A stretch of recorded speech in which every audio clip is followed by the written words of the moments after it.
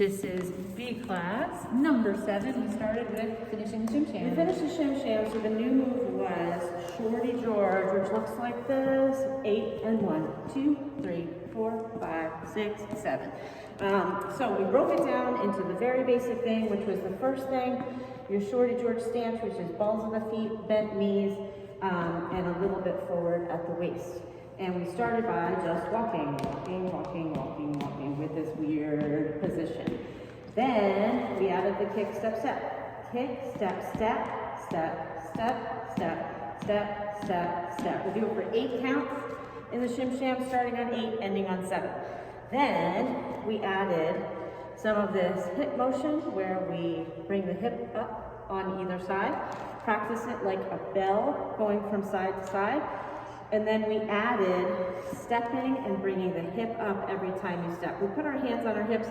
I think it helps you kind of realize what you're doing with your hips, so make sure that it's coming up when you step on that foot going forward. So kick, step, step, step, step, step, step, step, step. We added the hands in, so the hands, the arms are going to come down on the side where the hip is coming up so that you crunch down on that side. So 8 and 1, 2, 3, 4, 5, 6, 7.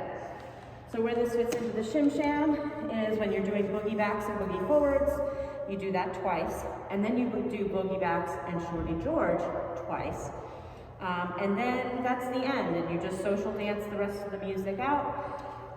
And so that's what we did today. We just practiced the whole shim sham all the way through, and that's it. Great.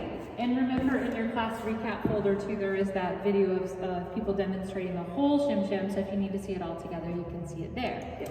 And tonight it was recap night, so we went through, we couldn't do everything that we did in the last 7 weeks, but we hit some of the highlights. And the first thing we talked about is just this idea that Lindy Hop or swing dancing is kind of building blocks of 2 counts. So you can do moves that are all kinds of different counts. And one of the things we learned early on was a 10-count circle. So we did 1, 2, 3, and 4, 5, 6, 5, 6, 7, 8. Kind of a nice way to think about it is just repeating that 5, 6 that Janet suggested. Sometimes that's an easy way to just continue those counts. You could do those steps in the middle of that circle as long as you wanted to leads and then just triple step out of it.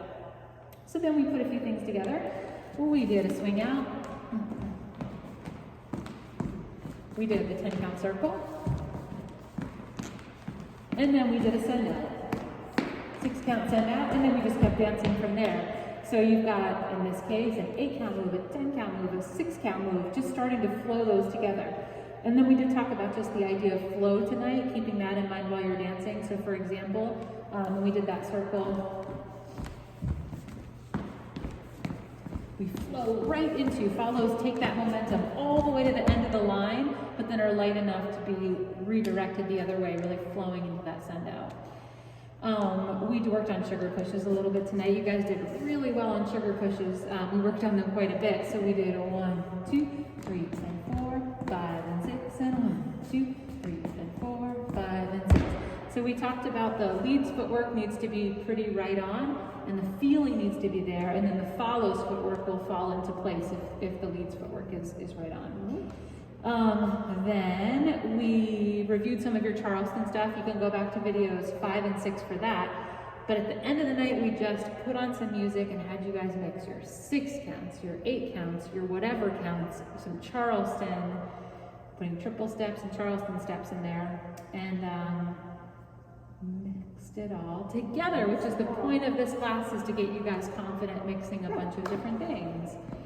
And I think that's it. You guys did such a good job. Come to the dance on Thursday, and we love you. And happy holidays. Bye.